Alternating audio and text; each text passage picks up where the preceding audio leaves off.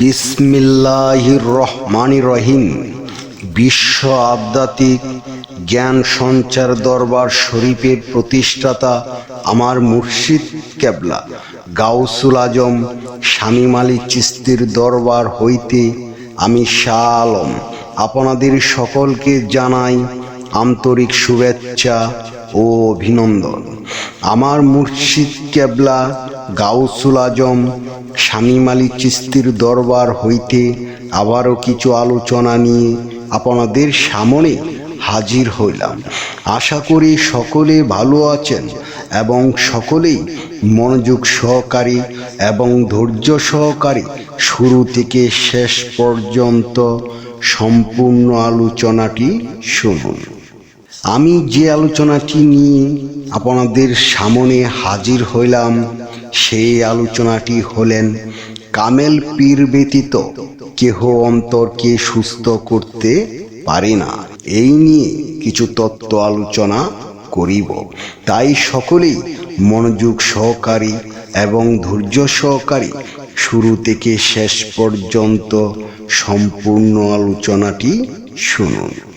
শুরুতেই বিশ্বের সকল স্তরে লোকদের উদ্দেশ্য করে বলছি, আমার লক্ষ্য আমার মুর্শিদ কেবলা গাউসুল আজম শামীম আলী চিশতির লেখা গ্রন্থের বিষয়বস্তু আপনাদের সামনে উপস্থাপনা করা, যাতে আপনারা সকলেই হাকিকত জানতে পারেন, বুঝতে পারেন এবং হাকিকতের জ্ঞান নিতে পারেন। আমি যে আলোচনাটি নিয়ে আপনাদের সামনে হাজির হইলাম, এই আলোচনাটি আপনাদের জন্য অনেক গুরুত্বপূর্ণ। এই আলোচনার মাধ্যমে আপনারা সকলেই জানতে পারবেন কেন কামেল পীর ব্যতীত কেহ অন্তরকে সুস্থ করতে পারে না। তাই সকলেই মনোযোগ সহকারী এবং ধৈর্য সহকারী শুরু থেকে শেষ পর্যন্ত সম্পূর্ণ আলোচনাটি শুনুন। মানুষের অন্তর এক রহস্যময় জগৎ। আমাদের বাহ্যিক চোখ যেমন দুনিয়ার আলো দেখে, তেমনি আত্মার চোখে দেখা যায় অন্তরের আলো। কিন্তু সমস্যা হলো, এই আলো কখনো নিজে নিজে জ্বলে না। এর জন্য প্রয়োজন একজন পথ প্রদর্শকের, যাকে বাংলায় বলে শিক্ষক, সংস্কৃতে বলে গুরু, উর্দুতে বলে উস্তাদ, ইংরেজিতে বলে টিচার, আরবিতে বলে শায়খ, ফার্সিতে বলে পীর, আর কোরআনের ভাষায় মুর্শিদ বা মুত্তাকি। আধুনিক যুগে আমরা অনেক কিছু নিজের চেষ্টায় শিখে নিতে পারি। বই পড়ে, ভিডিও দেখে, ক্লাস করি, আমরা জ্ঞান অর্জন করি।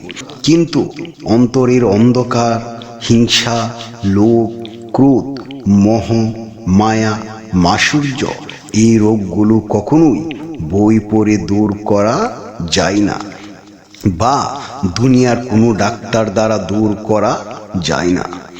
এই রোগগুলোর চিকিৎসা আছে একজন আল্লাহওয়ালার কাছে, যিনি নিজে সে পথ পেরিয়ে এসেছেন, যিনি শুধু জ্ঞানী নন, জ্ঞানের বাস্তব রূপ।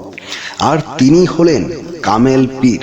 কামেল পীর মানে সেই ব্যক্তি যিনি নিজেকে শুদ্ধ করে তসলিম ও তাওয়াজ্জুর মাধ্যমে মুরিদের অন্তরে তাজাল্লি ছড়িয়ে দেন, যিনি শুধু নসিহত করেন না, বরং তার সহবতের অন্তরে নরম হয়ে আসে, চোখের পানি জোরে এবং শুধু অন্তরের কঠিন বা কড়াকড়ি নয়, সিলমারা মোহর গলে যায়।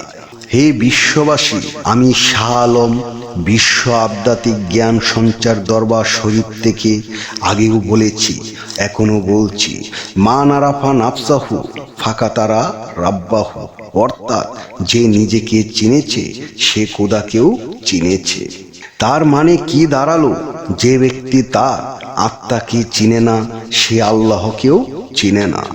আর এই আত্মাকে চিনতে হলে আত্মার চিকিৎসকের দরকার, আর সেই চিকিৎসক হলেন একজন কামেল মুর্শিদ। কামেল পীরের সহবতের থেকে কেউ যদি ধৈর্য, নফসের বিরুদ্ধে জিহাদ এবং নিয়তের বিশুদ্ধতা অর্জন করতে চায়, তাহলে আল্লাহর রহমতে তার অন্তরও পরিশুদ্ধ হতে শুরু করে। আপনার কাছে এটা ম্যাজিক মনে হতে পারে, কিন্তু বাস্তবে এটা কোনো ম্যাজিক নয়। এটা হচ্ছে রুহানি জগতের চর্চা, যা আত্মার ভিতর থেকে শুরু হয়ে বাইরে প্রতিফলিত হয়।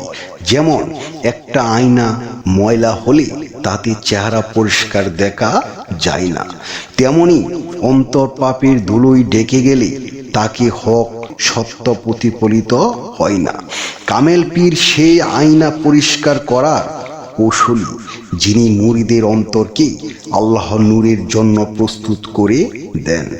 তাই আত্মা পরিশুদ্ধ চাইলে শুধু পড়াশোনা নয়, একজন জীবন্ত চলমান কামেল পীরের সহবত গ্রহণ করায় একমা।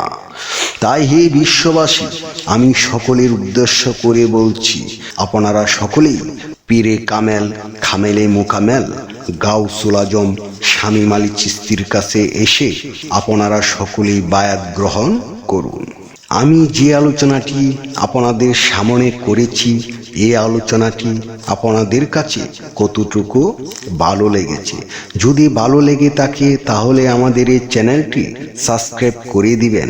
সামনে ভালো ভালো আলোচনাগুলো পেয়ে যাবেন। এবং আপনারা সামনে কী ধরনের আলোচনা চান আমাদেরকে কমেন্টে জানাবেন। আমরা চেষ্টা করিব আপনাদের পছন্দ মতো আলোচনা নিয়ে আসতে। আমার এই আলোচনাটি করতে যাইয়া কথা ভাষা ছন্দে যদি কোনো ভুল হইয়া থাকে, সকলেই আমাকে ক্ষমা ও সুন্দর দৃষ্টিতে দেখবেন। সকলেই আমার জন্য দোয়া করিবেন, আমি যেন আপনাদের সামনে ভালো ভালো আলোচনাগুলো নিয়ে আসতে পারি এবং শোনাইতে পারি। সর্বশেষে সকলের চরণে হাত রেখে একটি কথা বলতে চাই, আল্লাহ গোপনেরও গোপন। সেই গোপনকে পাইতে হলে একজন কামেল মুর্শিদের কাছে যাইয়া বায়াত গ্রহণ করি। সেই গোপন ইবাদত ও গোপন সাধনার মাধ্যমে আল্লাহকে লাভ করিতে হইবে। সকলেই ভালো থাকবেন, সুস্থ থাকবেন। আল্লাহ হাফেজ।